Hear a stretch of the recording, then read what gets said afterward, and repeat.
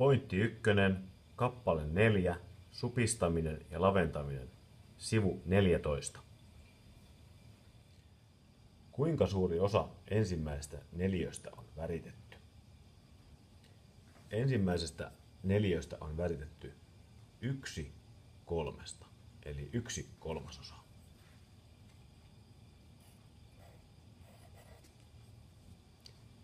Kuinka monta ruutua pitäisi värittää toisesta ja kolmannesta neliöstä, jotta väritetty alue olisi yhtä suuri kuin ensimmäisessä neliössä? Keskimmäisestä neliöstä pitäisi värittää 3 ruutua. Ja oikeanpuolimmaista neliöstä 4 ruutua.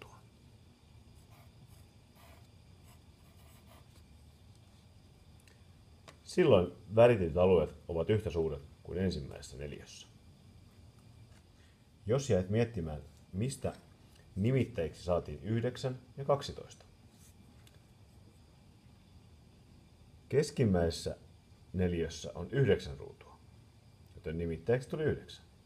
Oikeanpuolimmaisessa neliössä on 12 ruutua, joten nimittäjäksi tuli 12. Murtoluvun supistaminen ja laventaminen. Murtoluku supistetaan siten, että sen osoittaja ja nimittäjä jaetaan samalla luvulla. Murtoluku lavennetaan siten, että sen osoittaja ja nimittäjä kerrotaan samalla luvulla. Murtoluvun suuruus ei muutu, kun se lavennetaan tai supistetaan. Luvulla 0 ei saa laventaa eikä supistaa. Murtoluku siis supistettiin jakamalla sekä osoittaja että nimittäjä samalla luvulla. Kokeillaan. Jaetaan osoittaja ja nimittäjä luvulla 3. 3 jaettuna 3 on 1. Ja 9 jaettuna 3 on 3.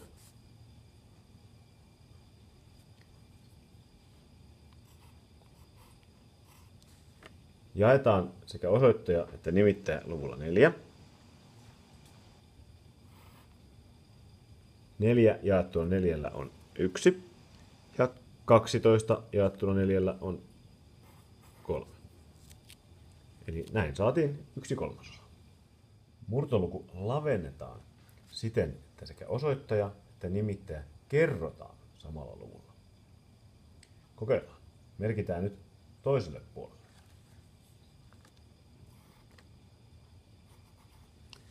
Lavennetaan luvulla 3.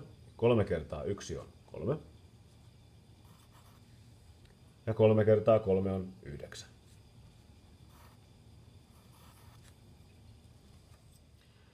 Murtoluvut ovat samannimiset, jos niillä on sama nimittäjä.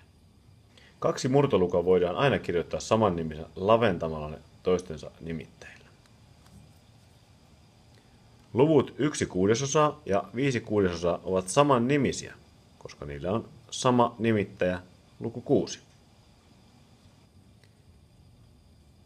1/2 ja 2/5 voidaan laventaa saman nimisiksi toistensa nimittäjillä. Eli 1/2 lavennetaan 5 ja 2/5 lavennetaan 2. Silloin luvuista saadaan samannimisiä. Harjoitellaan. A-kohta. Ympyrästä on väritetty 2 sektoria 6.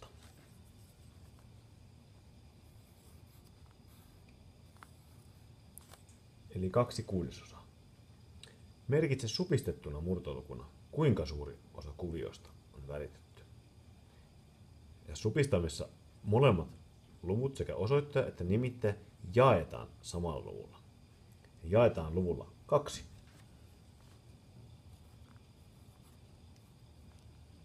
Kaksi jaettuna 2 on 1 ja 6 jaettuna 2 on 3.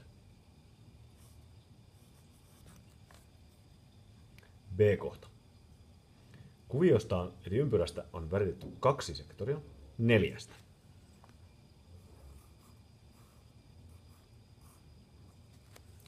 saadaan 2/4. Supistetaan, eli jaetaan sekä osoittaja että nimittäjä samalla luvulla, eli luvulla 2. 2 jaettuna 2 on 1, ja 4 jaettuna 2 on 2.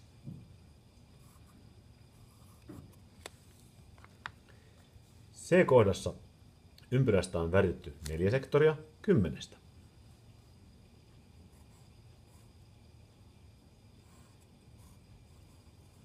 Saadaan siis 4/10. Ja supistetaan, eli jaetaan molemmat sekä osoittaja että nimittäjä samalla luvulla. 4 emme voi jakaa, koska 10 ei mene tasan 4 kanssa. Eli jaetaan luvulla 2. 4 jaettuna 2 on 2.